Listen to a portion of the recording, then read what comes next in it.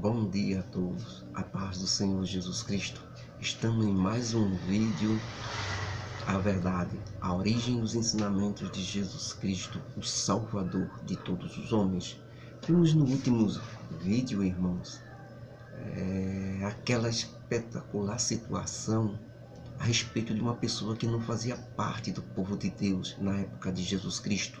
Porque na época de Jesus Cristo, irmãos, Israel, os judeus eram o povo de Deus. As outras nações não serviam ao Deus verdadeiro. Somente Israel servia ao único e verdadeiro Deus.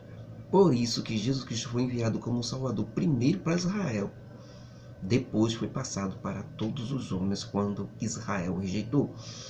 Então havia ali um centurião romano, um oficial do exército romano. Era o exército invasor que dominava a nação de Israel. E ele era muito dedicado e reconhecia o Deus de Israel e a lei de Moisés. Por este fato, Jesus Cristo cura o empregado dele que estava muito doente. E ele amava muito este empregado dele, né? Esse centurião, esse oficial do exército romano. Ele amava muito este empregado dele e pediu aos líderes religiosos que procurassem Jesus Cristo para que Jesus Cristo curasse ele. Está entendendo? Agora a forma, irmãos, como este oficial romano que aprendeu a lei de Moisés se comportou diante de Jesus Cristo foi espetacular. Como ele tinha um certo conhecimento sobre a lei de Moisés, ele sabia que um mestre judeu, né, um líder religioso, não podia entrar na casa de uma pessoa que não fazia parte do reino de Israel. Né? A lei de Moisés não permitia isso. Ele sabia que não podia ir até Jesus, porque ele não fazia parte do povo de Israel. Ele sabia disso. Mas ele ajudava, ele amava a nação de Israel. O que foi que ele fez? Seguiu as vias corretas. Ele não só porque ele ajudou, ele construiu a sinagoga, a congregação dos judeus ali na cidade de Cafarnaum. Nem por isso ele se deve nem por isso, utilizando desta bondade que ele fez para o povo de Deus, para o povo de Jesus Cristo, né, de ter construído a congregação, de ter ajudado, amado a nação de Jesus Cristo, nem por isso ele se gabou disso e foi até Jesus pedir para que ele curasse seu empregado. Ele se sentiu indigno mesmo assim, porque ele conhecia a lei. Ele sabia que os judeus, os israelitas, não podiam caminhar com os povos pagãos, porque eram adoradores de outros deuses. Deus proibiu essa mistura, certo? Os povos que não eram povos israelitas só poderiam estar perto dos judeus para aprender a lei de Moisés. Mas não podia se juntar, se misturar, porque adoravam outros deuses. Então, só quando se convertiam é que faziam parte da nação de Israel pela fé, né? E poderiam ser aceitos. Então, baseado nisso, ele era oficial do Império Romano, irmãos. Tinha 100 soldados à sua disposição. Ele era autoridade. Nem por isso ele foi até Jesus Cristo impor a ele que ele curasse seu empregado. É muito comovente, é muito humilde a história desse centurião. Ele manda primeiro os líderes religiosos, vão lá, peçam a Jesus Cristo que ele cure meu empregado. Por quê? Porque ele sabia que o mestre Jesus Cristo ia escutar o seu próprio povo, não ele. Se bem que Jesus Cristo escutaria ele, mas veja a humildade dele. Certo? Ele segue as regras determinadas, mesmo não fazendo parte do povo de Deus. E quando os religiosos vão lá e pedem pelo centurião, e Jesus Cristo vem no meio do caminho, quando está se aproximando da casa dele, ele surpreende novamente o centurião. Manda 2 soldados dele dizer, olha, vai encontrar Jesus Cristo que está vindo para cá, e diga a ele que eu sei, certo? A autoridade dele e o reconheço com mais autoridade do que eu. Digam a ele que eu tenho autoridade sim. Eu digo ao soldado vai e ele vai. Diga ao soldado vem e ele vem. Diga ao soldado se sente e ele se senta, porque eu tenho autoridade. Mas diga a ele que eu reconheço que a autoridade dele é maior e que ele é um mestre. E que ele não precisa, como eu, dar ordem e outro executar. Ele é muito superior a mim, porque ele dando uma ordem de lá, acontece aqui sem alguém precisar fazer. Ele é muito superior. Diga isso a ele. Eu não sou digno que ele venha até a minha casa, até debaixo do meu telhado, não. De lá mesmo, se ele der a ordem, meu curativo vai ficar curado, vai ficar logo cego. Se eu der a ordem a vocês, vocês têm que ir lá para executar essa ordem. Mas se ele falar lá, de lá mesmo a palavra dele se cumpre aqui, porque ele tem mais autoridade do que eu. Era esse o centurião, irmão. Quando esses soldados chegam perto de Jesus, que dizem isso a ele, Jesus Cristo diz: eu digo a todos vocês que nem mesmo em Israel, entre o povo de Deus, eu encontrei tanta fé.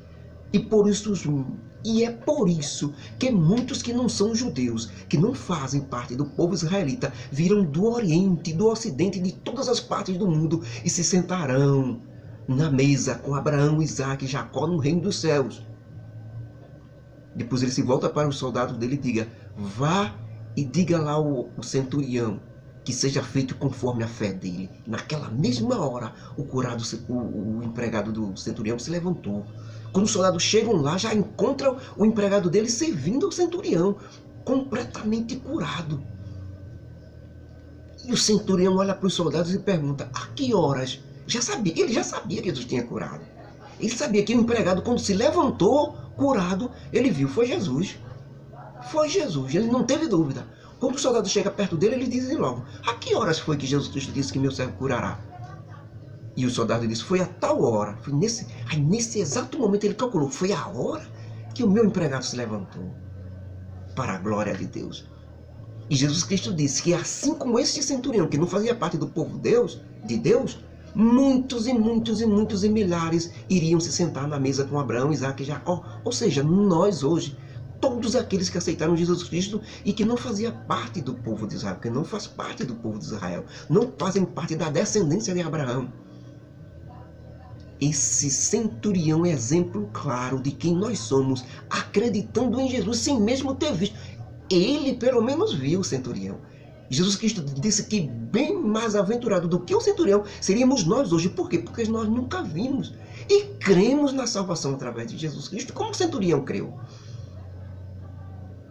Por isso que você hoje é mais bem-aventurado. Então, irmãos, foi fantástico esse ensino no último vídeo que nós vimos de Jesus Cristo a respeito da fé e a respeito do centurião. Este episódio, irmãos, depois desse episódio com o oficial romano, Jesus Cristo se dirigiu até a cidade de Naim, onde acontece outro episódio fantástico. Jesus Cristo vai até a cidade de Naim, sai de Cafarnaum e vai para Naim. Naim é uma cidade, irmãos. Então, quando ele vai no meio do caminho, uma grande multidão vai com ele, porque onde Jesus vai, a multidão vai atrás. Por quê? Consolo, paz, libertação. O reino dos céus se manifesta, irmãos. O verdadeiro reino dos céus. O que é o verdadeiro reino dos céus? Pessoas sendo libertas de demônios, paralíticos se levantando, cegos vendo, mudos falando, surdos ouvindo. Isso é o reino dos céus. É isso que a igreja detém o poder, o reino dos céus.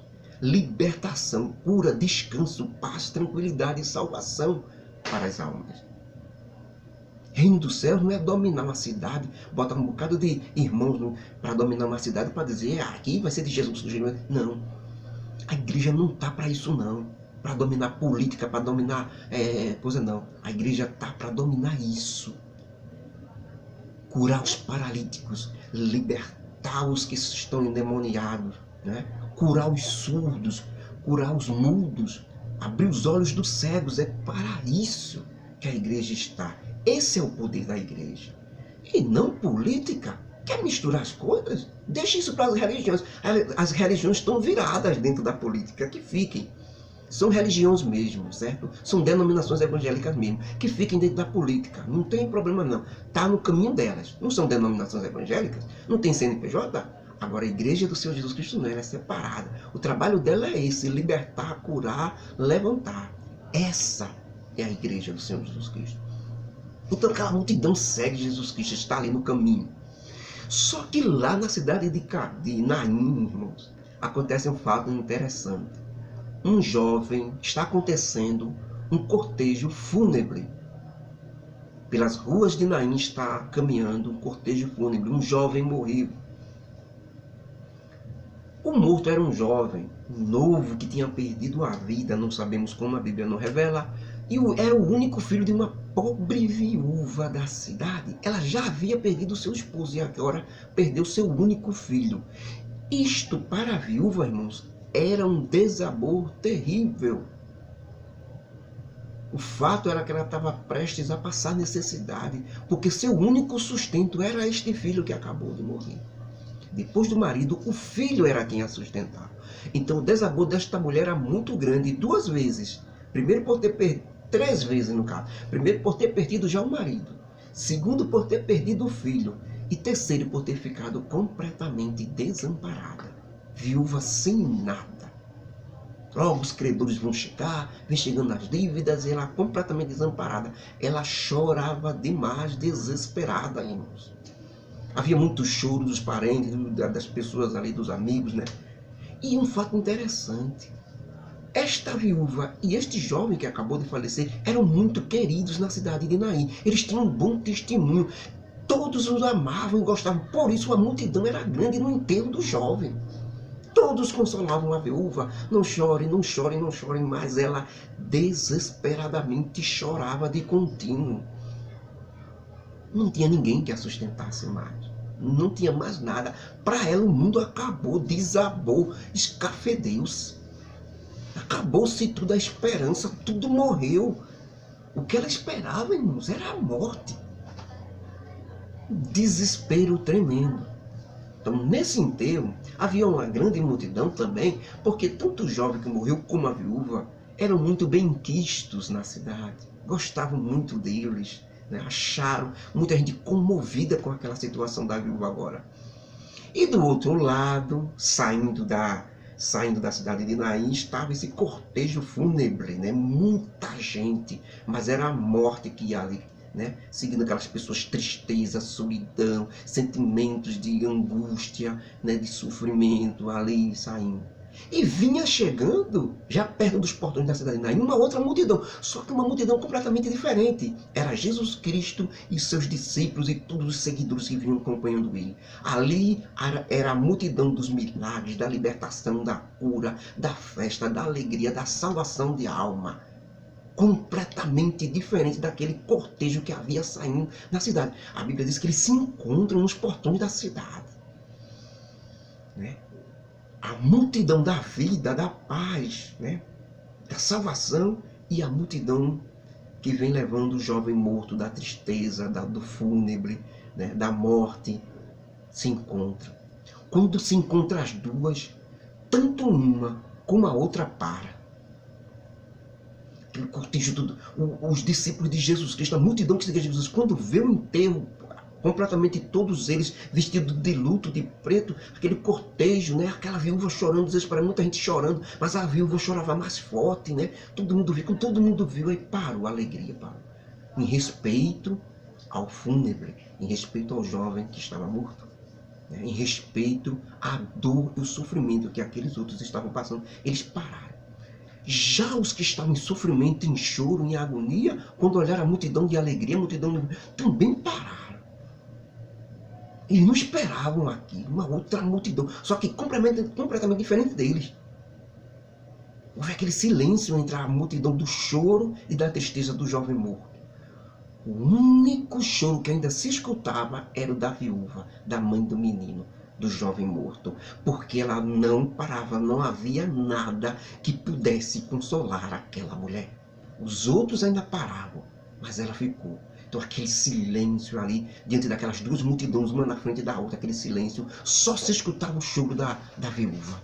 Inconsolável, ninguém que chegava perto dela, meus pêsames, oh, pare de chorar, é assim mesmo, ninguém conseguia fazer ela parar.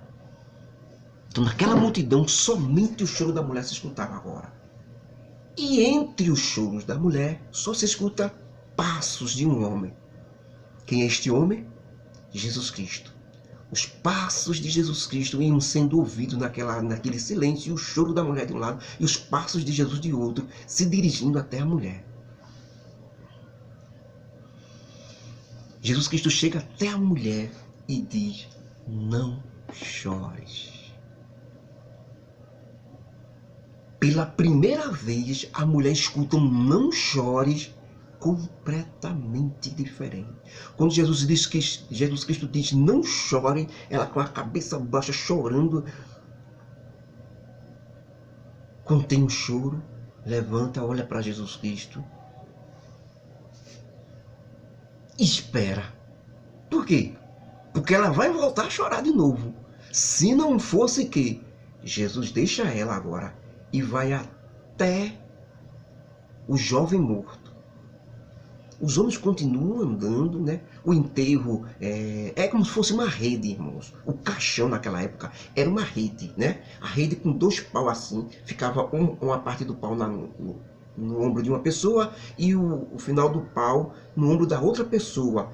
Uma rede pendurada e o jovem morto dentro. Era chamado de esquife, que hoje nós chamamos de caixão, né? São 4 pessoas carregando. Naquele tempo era o esquife. Jesus toca no esquife e os 2 que estão carregando o jovem morto para. Quando ele para, Jesus é como se fosse uma rede, né? Fechada. Aí Jesus abre a rede, abre o esquife e diz: jovem, a ti te digo, levanta-te. Na mesma hora o espírito do jovem entrou dentro dele novamente e ele ganhou vida. Jesus Cristo pega ele, tira de dentro do esquife e leva até a viúva, que continua de olhos abertos, regalada, espantada com Jesus Cristo. Ali ela sentiu que quando Jesus Cristo disse não chores, foi para não chorar mesmo, porque a vida chegou. Muitos e muitos tiveram dito a ela não chores, mas ninguém resolveu a situação dela. Aquele dali provou que disse não chore, é para não chorar mesmo, porque eu dou a solução. Não é só bababá não, BBB não, não chore, não chore, não chore, não.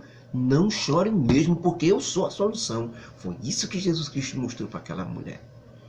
Em vez de choro agora, em vez de tristeza, em vez de o cortejo fúnebre, acaba o luto, o jovem ali já começa a dar glória a Deus. Então a mulher começa a glorificar a Deus, chorando agora de alegria pelo filho diante dela. Agora a multidão do choro, da morte e do desânimo acabou. Os 2 grupos se juntam, todos começam a glorificar a Deus. Só existe uma multidão agora, a multidão de glórias a Deus. E eles dizem: a multidão, havia agora uma única multidão, porque a multidão da tristeza e morte se acabou. Agora todos estavam alegres, felizes, em festa, paz e vida. Aquela multidão era uma só voz, começou a glorificar a Deus, dando glória a Deus e dizendo: um grande e poderoso profeta apareceu entre nós, e Deus finalmente se lembrou do seu povo Israel. Um grande profeta apareceu entre nós.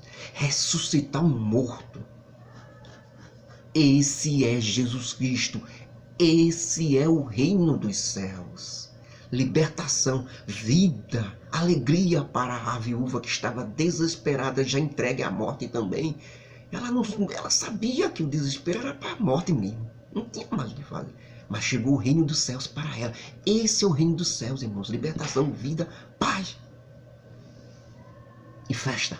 Está com problemas, está com dificuldade, né? Está no desabor,